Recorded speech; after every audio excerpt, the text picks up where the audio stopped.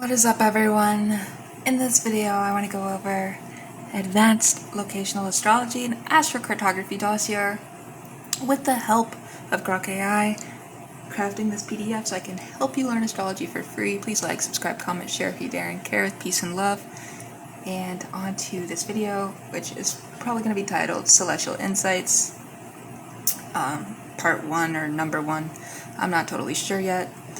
Probably Celestial Insights, Advanced Locational Astrology, who knows, or ACG dossier. So, I am going to use my details as an example. And as we can see, we just have the date, the time, location. Here, I'll turn off that phone. And then we're using Western Tropical and Vedic Sidereal, as well as D9, D10, fixed stars, aspect network, relocated charts, conceptual ACG maps, city resonance matrix, and pre-age 25 guidance. So we can see here that original technical synthesis for portfolio grade astrological consulting, schematic maps and interpretive rankings derived from natal data, planetary angular principles, and chart factor resonance analysis. This is not a substitute for full computational ACG software, but we will get into the nitty-gritty of what is pretty important. So we look at this executive summary here, locational priorities. So for example, this natal chart presents a Taurus ascendant, Western with that degree, 23 degrees 55, and this is very important to me, Vedic 0 degrees 00 exact, with the Capricorn midheaven, as well as a powerful Pisces stellium, which we see there's a Sun, Mercury, Venus, Uranus, all sitting in the 11th house, as well as Moon and Jupiter sitting in Libra in the 6th house.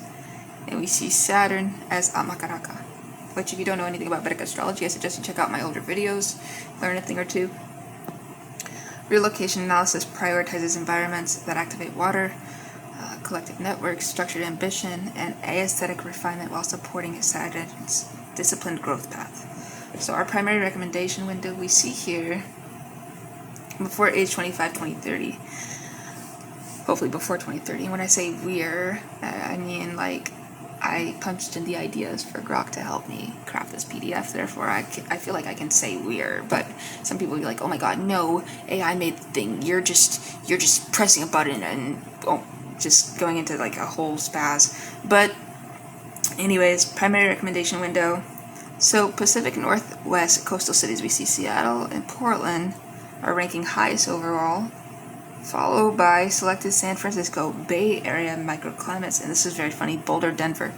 I was in Denver, Colorado, and I'm not going to speak on what's going on right now with the people that flew me out there, but it doesn't feel like I'm being supported. And these locations best amplify the 11th house Uranian, Piscean genius while giving Capricorn MC and Saturn AK productive outlets. So now I want to look at this first figure with you guys. And on the bottom here it says specifically what this is. Quantitative city factor resonance matrix derived from chart synthesis. With a technical city comparison, and we look at the city resonance by chart factor, as well as overall pre-25 relocation ranking. And we can clearly see here what grok was able to help out with was actually the visuals. So 7.5, almost at 8 on the composite score for me moving to Boston.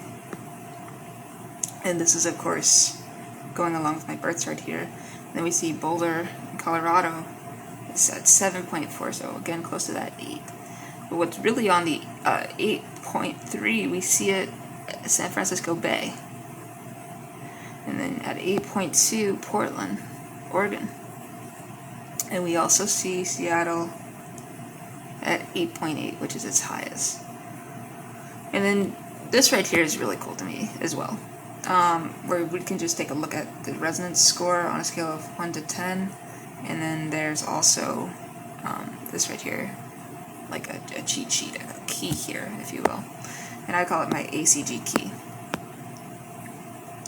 because this is going to show us exactly what we need to know. what planets are being affected, what is in the chart that we need to look at. For example, water in the Pisces flow. Is it the 11th in Uranus networks? And I should probably use the colors that this is going for. Or is it Capricorn mid-heaven structure?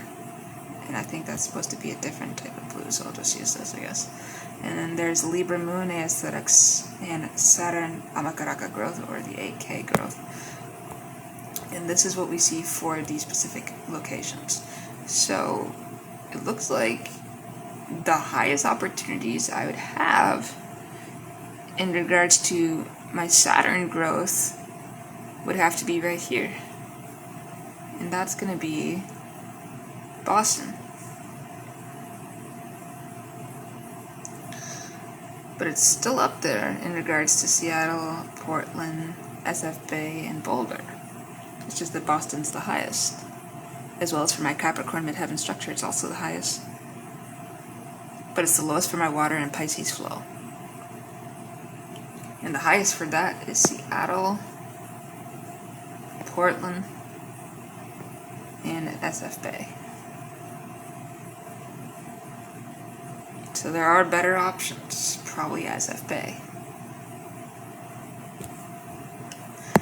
Now we look at the natal foundation here, and this is where we really break things apart, because when I say I go into Vedic, I mean I want everything in Vedic mentioned when we talk about sacral. I'll get into that. So Western tropical, we know we have to look at the ascendant, the midheaven, the sun placement, and as well as the houses Moon, Mercury, Venus, Mars, Jupiter, Saturn, Uranus, Neptune, Pluto, Rahu, and Chiron.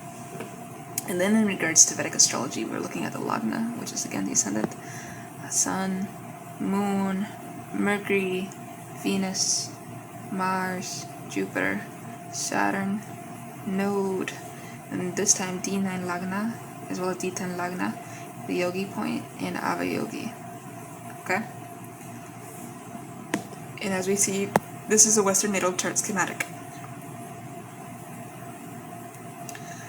And what's highlighted here is the ascendant, the midheaven, the stellium, and the 11th, as well as the moon placement in the house and Saturn's placement in the house.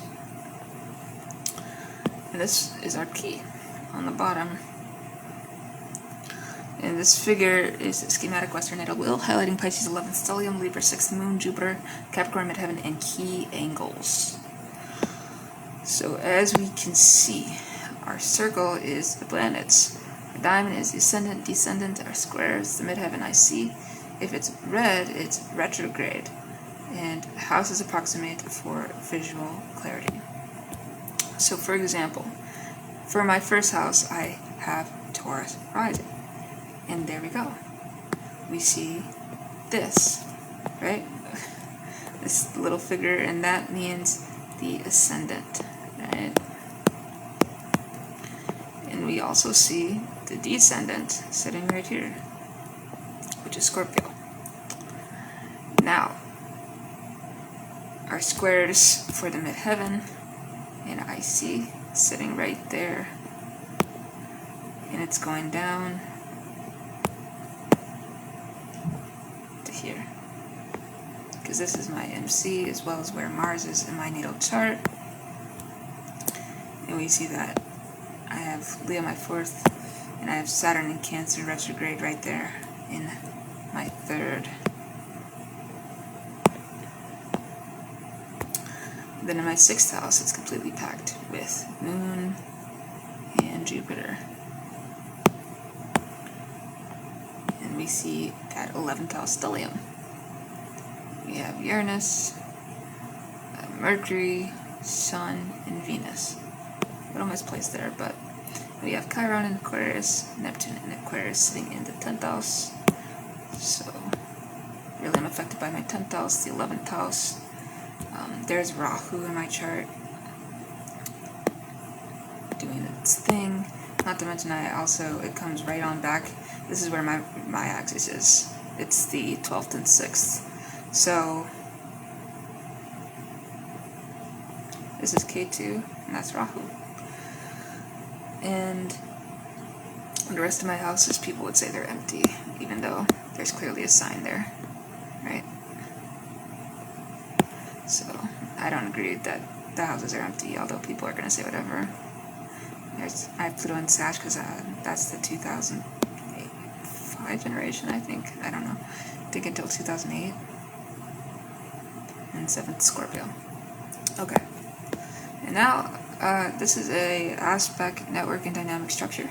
So the aspect web is dominated by the tight Sun-Uranus conjunction at 1 degrees 18, as well as broader Sun, Venus, Uranus, stellium, and Pisces, generating original, idealistic, and socially oriented creativity.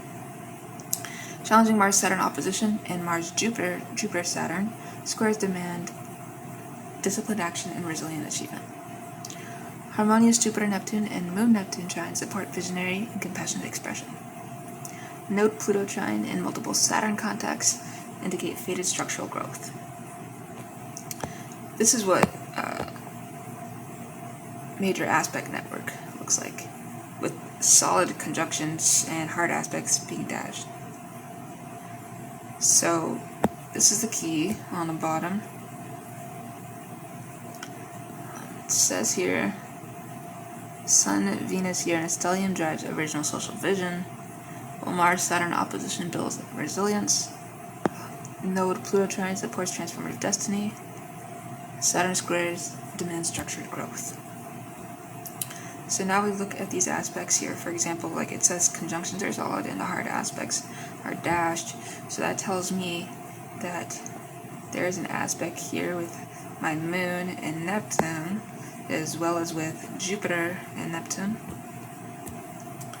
And these are conjunctions. So that's our straight line, no dashes. But when we see dashes, we can understand that these are hard aspects, so right there.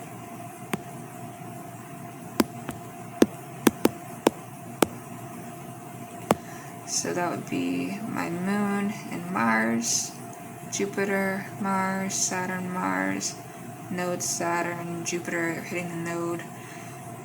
Looks like Pluto hitting Mercury over here. And then in regards to conjunctions, more conjunctions, we see the node conjunct Pluto, Saturn conjunct Mercury, Uranus conjunct Sun, conjunct Venus. So yeah, this is quite a busy major aspect network. Here's a conceptual astrocartography and geodetic overview. So true astrocartography maps plot the loci where each natal planet is rising, the ascendant line, as well as culminating, which is the midheaven line, setting, the descendant, or anti-culminating, the IC across the globe. The map below is a schematic interpretive overlay emphasizing zones of highest chart factor resonance rather than precise computed lines. Westward relocation from St. Paul shifts the midheaven and ascendant, typically increasing the angularity potential of the Pisces stellium and Uranus along the Pacific corridor while preserving Capricorn MC ambition and structured cities. Geodetic considerations, planetary influence linked to terrestrial longitude further support Pacific longitudes for Uranian and Neptunian themes, while Capricorn Saturn structures remain robust in both coastal and elevated inland hubs such as the Colorado Front Range. Here is a map here, and this shows with the green and blue highest resonance, Pisces 11th, and Capricorn midheaven and water. And we see that purple is strong secondary. So schematic visualization only, not precise ACG lines. Planetary angular loci are approximated for interpretive guidance. True ACG requires full calculation of rising, setting, culminating loci for each planet. So conceptual relocation resonance map with symbolic planetary influence zones and top recommended city clusters. And on the bottom here we have another key. And this shows that birth city and Uranus 11th activation zone, Venus Pisces aesthetic flow, and Saturn Capricorn midheaven support. So right here, and it doesn't go into, I think we're going into the, yeah, so these are geodetic considerations, alright.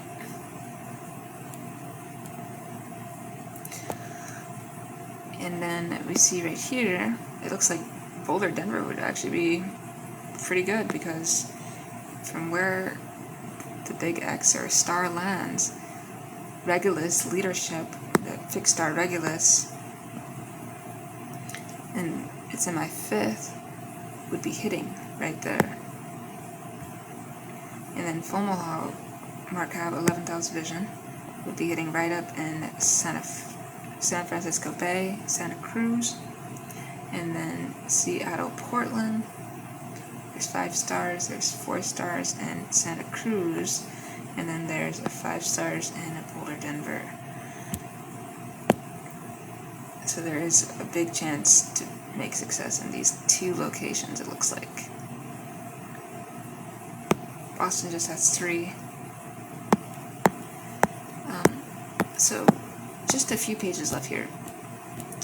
Here's the relocated chart summaries for top cities, just examples here. So below are interpretive summaries of how the natal energy is likely to express when the angles shift under relocation to the highest ranked cities. These are derived from approximate longitudinal shifts, house re-emphasis, and city archetypal match to the natal signatures, not full Placidus relocated charts.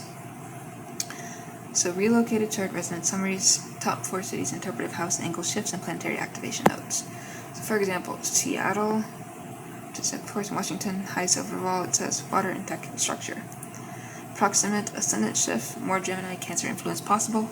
The midheaven remains ambitious, Capricorn leaning, strong Uranus 11th activation, Saturn AK finds productive outlets. Then we see Portland, Oregon, softer expression of the NW energy, creative industries amplify Venus Pisces, good for early network building, slightly less corporate structure than Seattle.